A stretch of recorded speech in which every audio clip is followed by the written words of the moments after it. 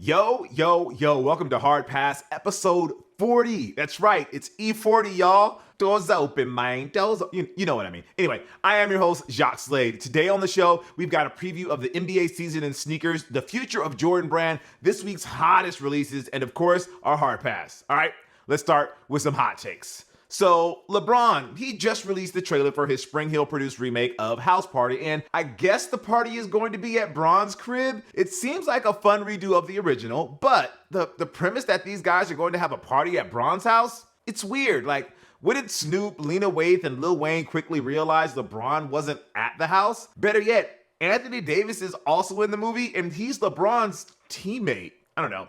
Shout out to Marcus Floyd, aka Infinite Customs. He just launched a brand that will create custom shoes for horses with a little bit of hypebeast flair. I mean, I didn't know horses ever wore or needed shoes. Wait, I guess they do have horseshoes. But then again, co-riders' dogs don't leave the house unless they have their bootleg Stan Smiths. So congrats, Marcus.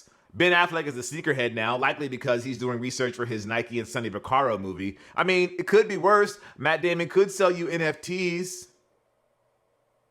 So people have asked me what Hard Pass reminds them of, and a lot of people have said, oh, it's like The Daily Show, but for sneakers, or a niche version of Phil DeFranco, or a personal favorite, it's that show he does that isn't unboxings. I miss the old Jacques Slade. Well, we appreciate all the feedback, except for that last one. But actually, I was inspired by stuff like The Colbert Report or the short-lived nightly show with Larry Wilmore. See, those shows aren't like The Daily Show. Sure, the format is mostly the same and there was a lot of overlap in people they interviewed, but the content was totally different. Colbert and Larry talked about topics like politics, race, and pop culture, just like The Daily...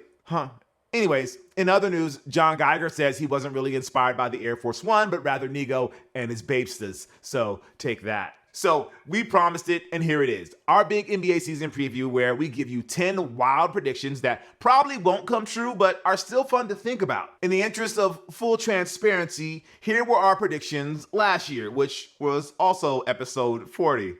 It's like we can't stop, won't stop. Shout out Puffy. Number 10, co-rider is going to cry for real when he sees somebody wear the home Nike Air Penny 1 on court. Number 9, they will sign an Adidas athlete to wear basketball shoes exclusively. Number 8, 4 words, Nike Kobe 7 Protros. Number 7, Trae Young will troll New York again with the Knicks-inspired Adidas Trae Young 1. Number 6, there will be a PlayStation Nike collab, but it won't be on a PG shoe. Number 5, Luka Doncic will tease his own Jordan signature shoe. Number 4, the Puma MB-01 will be a big hit. Number 3, Kyrie Irving won't wear the Nike Kyrie 8 this season. Number 2, PJ Tucker will repeat as the league's sneaker king. And number 1, there will be a Nike LeBron 19 championship pack. As you can see, we suck at predictions. Technically, Jaylen Brown was a former Adidas athlete who did sign with Luka didn't just tease the signature shoe, he actually wore them for the Dallas playoff run. LaMelo Ball's Puma debut was a success for the brand, and PJ Tucker repeating as sneaker champ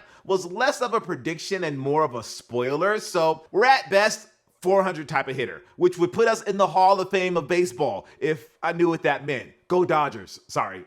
Anyways, with the NBA season underway, here are 10 fearless sneaker predictions for the 22-23 season. Number 10, Grant Williams, Air Jordan 37s will explode. Kidding.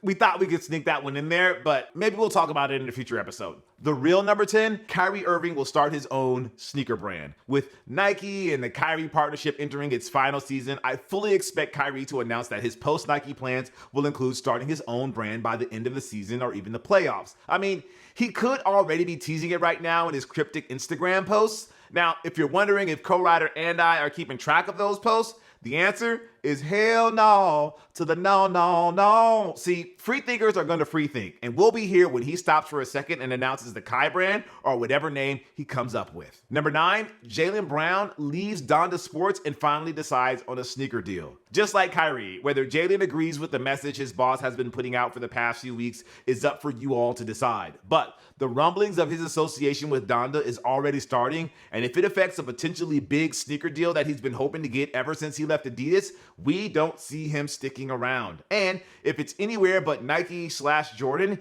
he gets a signature shoe fast-tracked by next season. Principles, they only go so far when there's a bag involved. Number 8, Kawhi Leonard puts a New Balance logo on his jersey. Look, I know paying attention to LA's junior varsity professional team is something that's beneath a 17-time world champion Los Angeles Lakers fan, but I respect Kawhi's commitment to pettiness. He was seen during Media Day with a jersey that had the Nike logo conveniently ripped off, and in an example of cosmic timing, the same swooshless jersey has now been immortalized on a cover for Slam magazine. Didn't even bother to Photoshop a swoosh in there? I love it. And I fully expect Kawhi to rip off a New Balance logo off his gear and place it on top of a faded swoosh sometime this season just to prove a point. Number 7, Nike Kobe 8 Protros. We whiffed on our Kobe 7 Protro prediction last year, but with Nike and the Bryant estate back in business, I wouldn't be surprised if they just kept making Kobe 6 Protros for everybody in the league in the interim before going all out with the Kobe 8 Protros towards the end of the year. Let's not forget how popular the 8s were and continue to be among Kobe fans and hoopers. I feel like the 8s would do well even if Nike released them as GRs like it was 2012 again. All apologies to the Kobe 7. They were never that good. We just convinced ourselves they were, Kobe system and whatnot. You know, animal, beast, same, I don't know. Number 6, but also DeMar DeRozan is going to show us what's next. While everybody else gets the Protros, noted Kobe guy DeMar DeRozan will be the first to debut the next signature shoe in the Kobe line. Maybe it's like the Kobe 12 and the conical line starts up again. Or maybe it's named something all new and different. I'm of the opinion that if Bryant were still with us and decided to re-up with Nike, he would push for new proper signature shoes every year along with his Protros. It's the Mamba mentality, man. Gotta keep going and striving for more. Number 5, the Puma MB-02s will hit the sophomore slump. Here's the thing. I actually think the MB-02s are better than LaMelo's first signature shoe. But I think if the Hornets start slow, and it's looking that way based on the roster they have, the novelty of the young ball brother will start to wear thin, and it will affect everything from his signing a max extension with Charlotte to the sales of his signature shoe and beyond. Someone just get LeVar on the phone to challenge MJ to a one-on-one game for ownership of the Hornets to distract from all the impending downfall. Number 4, Adidas does something. Okay, this is a little facetious, but we can't help but notice that Adidas hasn't really made a signature shoe of note in a while now. The Adidas Trae Young 2 is nice, but it needs moments this season to pop. Damian Lillard and James Harden are both hurtling towards 10 signature shoes, and stop me if you can name a memorable one. Seriously. No, really. Okay, then, which leaves us with Donovan Mitchell. Here, he's in a new city, he's on a young squad that has plenty of potential. I'm sure the Three Stripes would have preferred Mitchell land in New York to really push the Spider-Man relationship to its maximum, but they'll settle for an East Coast city. I mean, Spider-Man 3 was famously filmed in Cleveland. Okay, maybe not famously, that's a stretch, but it's something. Maybe Donovan could do a commercial with Tobey Maguire like he did with Tom Holland a few years back. Like I said, something. Anything. Adidas, come on. Number 3, Ja Morant debuts an MVP colorway of the Nike Ja 1. Wait, we don't even know what Ja's rumored signature shoe will look like when it drops summer 2023, and we're already calling for an MVP colorway? Yeah, because this season will be Ja's MVP year, man. Nikola Jokic has won the past 2 MVPs, and the media that votes for that award is notoriously stingy in giving out three-peats. I think the media has their eyes set on anointing either Luka or Ja. And since Ja has looked spectacular in the preseason, a hot start to the season, the narrative will kick into high gear like when Steph broke through in 2015. Number 2, Victor Wembanyama will sign with Nike and become the first true LeBron guy. The first part seems like a foregone conclusion, as the French phenom, who all the trash teams are going to try and tank for, has consistently worn Nikes on and off the court.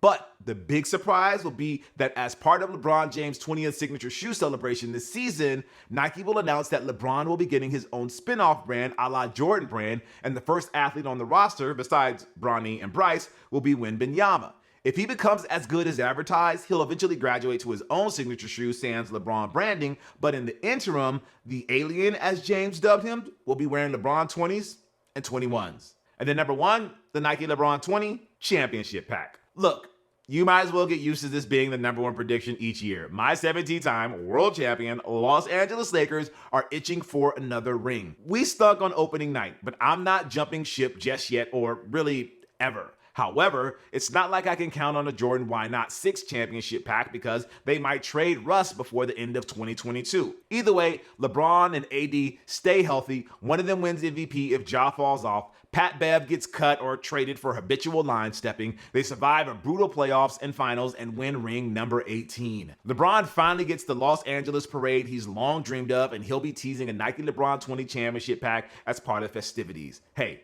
I can dream, all right?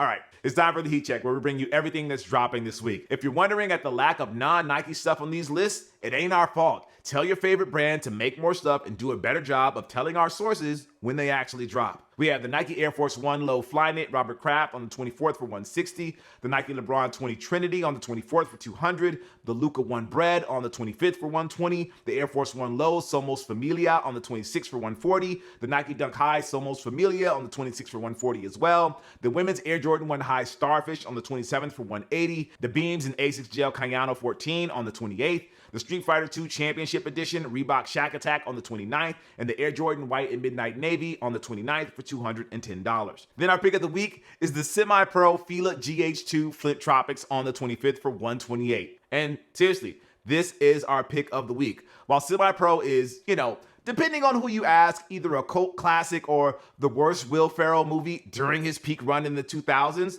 the one thing that's undeniable is that those Flint Tropic jerseys were fire. I might not be able to recite you a single memorable line from that movie, but I can buy a Jackie Moon jersey of varying degrees of quality on Amazon or Spirit Halloween right now. And now we finally have a sneaker collab to match the uniforms. What does Fila or Grant Hill have to do with Semi-Pro? Who knows? But at least the Tropics colors look nice on a GH2. And now for a Heat Check on Paola Banchero signing with Jordan Brand and really the future of Jordan Brand.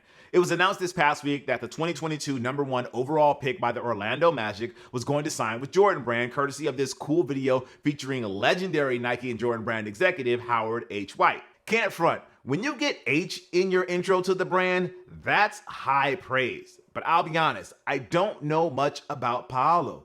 I know he's the third young star out of Duke that MJ has signed recently, joining Jason Tatum and Zion Williamson, and I bet deep down that eats at MJ like Patrick Ewing probably can't stand seeing a Jumpman on his Georgetown uniforms. Anyways, after a few years in limbo where the brand looked like it was transitioning out of non-MJ signature shoes after the lukewarm response to the Melos, the CP3s, and the Why Nots, they seem to be back at it with Zion and Luka and Tatum later this year. Banchero could join that group if he proves his worth. And so far, he's been rocking Zions on the court and of course retros off the court. I wonder if this second wave will fare better than the previous generation. I mean, I already know that hypebeasts won't give a shit because they only care about Jordans that they think will get them social media praise that ultimately don't mean shit and really just contribute to the growing problem in the society where kids care more about approval from strangers on the screen. Yeah.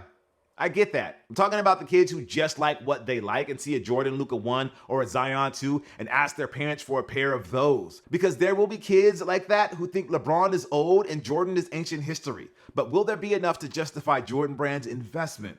Guess that's the question. All right. It's time for this week's Hard Pass. We'll take a look at something in the culture that just needs to go. Like Instagram reportedly bringing back a relic of social media's past. According to various outlets, IG is testing out a feature that will allow users to add a song to their profile. That's right. Co-writer will be able to plug in whatever terrible WWE theme song he was feeling at the time whenever someone visits his page. Like why? We did this during the MySpace era and now we're bringing it back? Man, look, I was there. It was a mess, a beautiful mess where people could express themselves by doing rudimentary coding, but it was still a mess. It's why we all jumped to Facebook when Facebook was actually cool. It had a clean interface, you could still add widgets and goofy stuff to your page, but it was neat, like IKEA neat. It's like fashion, man. Everything just comes back around. And the thing is, it's not gonna be like the MySpace days where you could use any song you want. It's only gonna be songs from labels that IG has deals with. Sure, you could risk posting that rare remix of 112's Anywhere that has Shine and Lil Zane, but if that's like a Spotify exclusive, you better believe IG and Facebook Meta is gonna come for your ass. Sorry, really, this hard pass is for Mark Zuckerberg. Why? Well, just because. Stop ruining the things we like, Mark. Oh, and make chronological order the default feed in IG again. I don't always remember to switch when I open up the app.